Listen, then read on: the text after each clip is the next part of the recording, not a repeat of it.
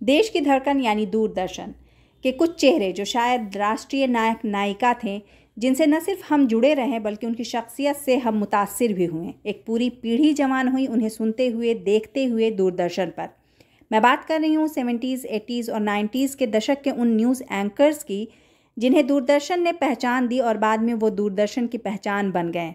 और न जाने कितने दिलों में टीवी एंकर बनने के ख्वाबों ने अंगड़ाइयाँ ली उन्हें देखकर।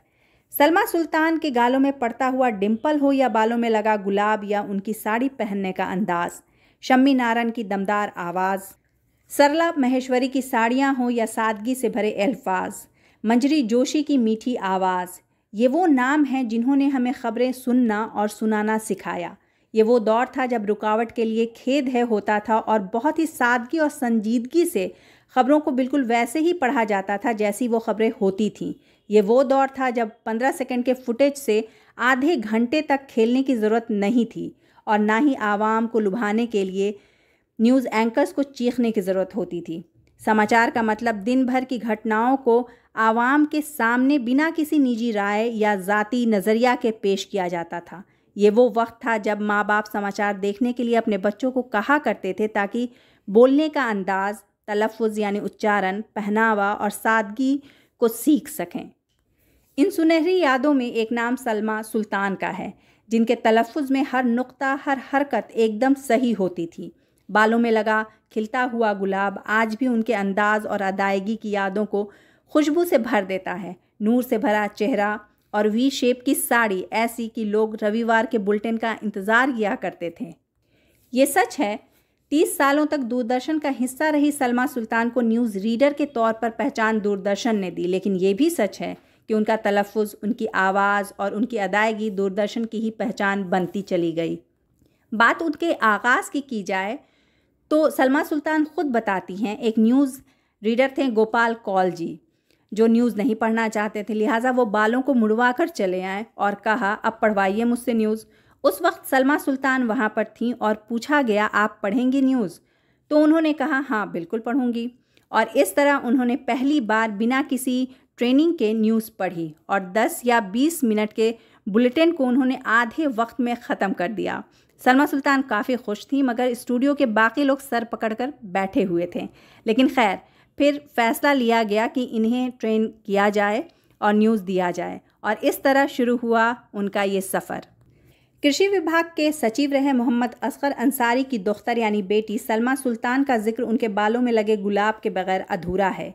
एक इंटरव्यू के दौरान सलमा सुल्तान ने बताया, एक दिन यूं ही अपने गार्डन से तोड़कर उन्होंने गुलाब अपने बालों में लगा लिया था और न्यूज़ पढ़ने आ गई। इसके बाद ऐसा हुआ कि किसी दिन अगर गुलाब नहीं लगाया तो शिकायतें आती और गुलाब तोहफे में।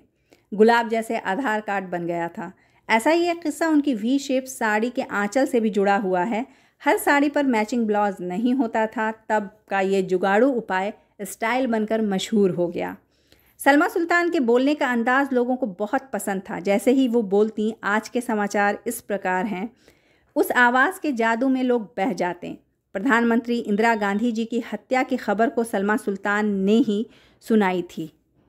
रिटायरमेंट के बाद सलमा सुल्तान ने अपने production house lens view private limited के अंदर सामाजिक विषयों पर दूरदर्शन के लिए कई सीरियल्स बनाए।